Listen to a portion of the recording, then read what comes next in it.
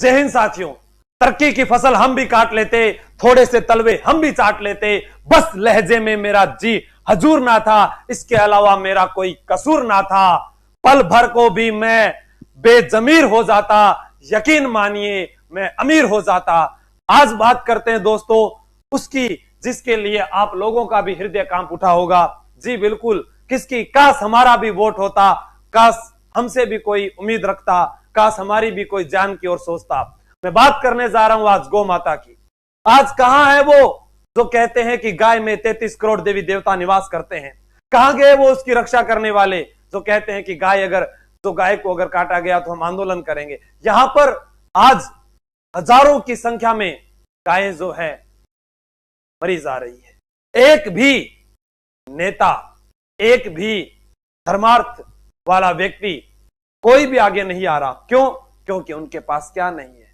उन बेजुबान जानवरों का क्या कसूर है? वो कह रहे हैं मेरी जान बचा लो, मेरी जान बचा लो। हम बोल नहीं पा रहे हैं, हम किस तकलीफ में जा रहे हैं। हमारे अंदर पेट दर्द होता है तो मां मेरा पेट दर्द हो रहा है, सिर दर्द हो रहा है, मुझे बुखार हो रखा है, मेरे ये घाव हो रखा है, दवाई लगाइए। ये बेजुबान जानवर जो आराम से अपने प्राणों को त्यागते जा रहे हैं। और एक तरफ वो मीडिया जिसने कल 4 वो चीते आ गए, उनकी पूरी टीआरपी बटोरने के लिए पूरे भारत में उनको फेमस कर दिया। क्या हुआ? आखिर उनकी क्या जरूरत पड़ गई? जब 1952 से लेकर आज तक देश चल रहा है तो उनकी ऐसी क्या जरूरत पड़ गई? और जब वो आए तो उन्होंने हिरण को, छोटे जो जीव जंतु थे उनको वो खाने लग गए। तो ऐसा क्या हुआ कि उनको इतना जरूरी था कि उनको यहां लाया जाए, उनको बसाया जाए? हम बात कह दें कि पर्यटन को बढ़ावा दिया जाए, इसलिए लेकर आए थे। तो क्या पर्यटन उनके बिना नहीं चल रहा था? क्या उनके बिना लोग धार्मिक स्थल पर नहीं आ रहे थे, ऐतिहासिक स्थल पर नहीं आ रहे थे? लेकिन बस एक मीडिया कवरेज और एक व्यक्ति जिसके द्वारा कुछ किया जाए और उसको फिर बरत दिया जाए। लेकिन इतनी हजारों की, लाखों की संख्या में जो गायें मरी, एक भी अखबार के अंदर पूरी उसकी रिपोर्ट नहीं आई, एक भी मीडिया वाले ने वहां जाकर धरना प्रदर्शन नहीं किया। क्यों? अब कहां गए वो? क्योंकि हमारे पास कोई वोट नहीं है। तस्वीर देखिए आप, तब तो वैक्सीन भी बनती और उपचार भी होता, क्योंकि कोरोना जब आया तो पूरा राजस्थान बंद कर दिया गया था और व्यक्ति की कीमत थी। लेकिन उस व्यक्ति को जिंदा रखने वाली मां के अलावा ये गाय भी है जो अपना दूध देती। वो दूध पीकर बच्चा बड़ा होता है, घी खाकर वो तरोताजा अपने सेहतमंद बनता है। लेकिन आज उसके कोई महत्ता नहीं है। उन चीतों के बगैर तो हम रह सकते हैं, लेकिन अगर ये गाय नहीं रही तो बच्चा जो छोटा है वो अपनी मां के दूध के अलावा सिर्फ ही नहीं, वो रो रो कर, बिलक बिलक कर वो भी जाता रहेगा। क्यों इनकी रक्षा नहीं की जा रही? पूछो इस मां से। इसमें लिखा है, ये व्यक्तियों की कुछ पोस्ट थी, उन्होंने कहा कि सर आप क्यों नहीं बोल रहे? किसके खिलाफ बोलूं भाई? आप लोग खुद कहिए कि जितने भी धार्मिक अनुष्ठान है, चाहे मंदिर है, मस्जिद है, गुरुद्वारा, कहीं पर भी हम वहां पर दान पात्र में पैसा डालकर आते हैं। किस लिए डालकर आते हैं? इसलिए कि जब कोई संकट आए तो वहां से हमारे के लिए सहयोग किया जाए, या मंदिर में कोई भूखा व्यक्ति है या मस्जिद में कोई भूखा व्यक्ति हो तो उसको खाना खिलाया जाए। इसलिए नहीं डाला जाता कि वहां के जो ट्रस्ट बैठे हैं वो अपने अंदर उन पैसों को डालते जाएं और अपने घर की कोठियों को बनाते जाएं, गले में सोने के हाथ डालते जाएं। इसलिए वो पैसा नहीं है, वो पैसा जनता का है। और जनता जिस दिन सवाल कर गई, जिस दिन जाग गई, उस दिन पूछेगी ये क्यों वीआईपी दर्शन बनाए गए हैं? जब भगवान एक का है तो फिर वीआईपी दर्शन क्यों है? क्यों उसके नाम पर पैसा लिया जा रहा है? कहां जा रहा है वो पैसा? किसके पास जा रहा है आखिर?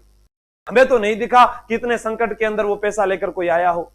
इतने जो है अपने कहते हैं कि गौ माता के नाम पर इतनी जो है गौशाला खुली हुई है, इतने आयोजन होते हैं, उनके ऊपर इतने लाखों की संख्या में पैसा आ रहा है। कभी अभी तक कोई ऐसी पोस्टेज नहीं आई है कि जिन्होंने दान कर दिया हो, खोल दिया हो सारे के सारे दरबार।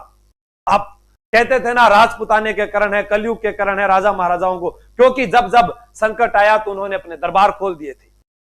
आज ऐसा कोई नहीं कर रहा है। क्यों? आखिर वो पैसा सिर्फ आपका है, इनके लिए फिर कहां से आएगा?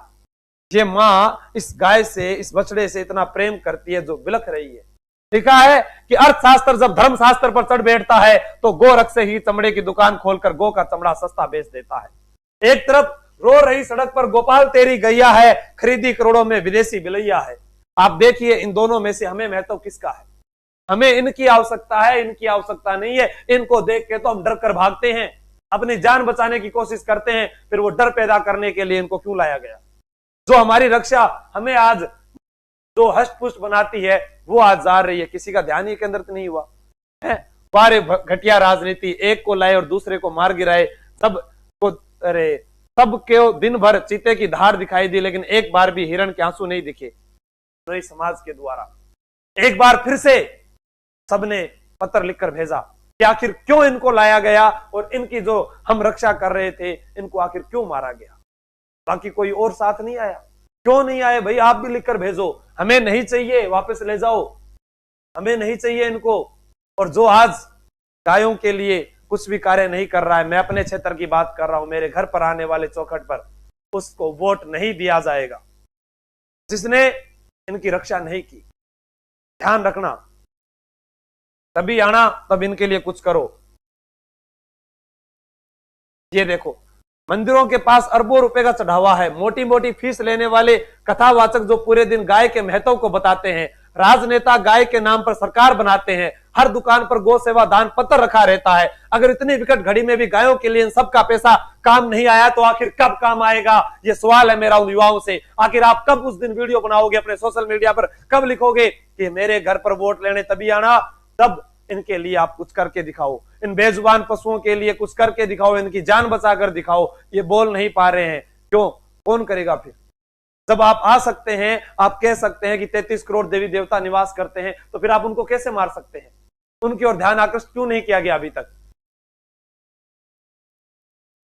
ये पूरा लिखा हुआ है, जो वहां पर बात लिखी हुई थी, इकट्ठा करते हैं, कहां गए वो सब धन, तो पैसा और सब कुछ, ये सब कुछ ये विद्यार्थियों के कुछ स्टेटस थे। उन्होंने कहा कि सर कोई आवाज नहीं उठा रहा है, आप तो आवाज उठाइए। मैं आवाज उठा रहा हूं, लेकिन मेरे आवाज उठाने से कुछ नहीं होगा। प्रत्येक युवा अगर जागता है, अपने विधानसभा क्षेत्र के अंदर वो जागता है, अपने नेताओं को वो कहता है, उनके अंदर आने वाले मंदिरों में जो लाखों रुपए का पैसा आ रहा है उनसे अगर उनका इलाज करवाया जाए, अगर आप एक भी जान बचाते हैं तो वो बहुत अच्छी बात होगी। इनके लिए जो हो सकता है हम सबको करना पड़ेगा, वरना ये गूंगी बहरी सरकारें कभी भी मुंह नहीं खोलने वाली है। तो कोशिश कीजिएगा, आप भी प्रयास कीजिएगा और इस वीडियो को शेयर कीजिएगा, पहुंचाइएगा हर घर तक, ताकि वो भी सुने और समझे कि आखिर वो पैसा जो हमने चढ़ाया था वो आखिर काम किसके आ रहा है। एक बार सोच कर देखिए आप खुद कि वो पैसा काम किसके आ रहा है, क्या आपको वापस मिल रहा है?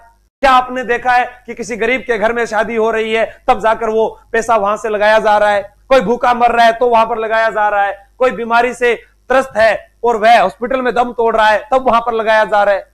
आपका घर सजाने के लिए हमने नहीं दिया है, हमने दिया है हमारी आस्था को दिया है, हमें विश्वास है तब दिया है कि संकट के समय ये हमारे काम आए। और जो संकट के समय काम नहीं आया तो फिर इन दान पेटियों को उठाकर रख दीजिएगा। जय हिंद, जय भारत।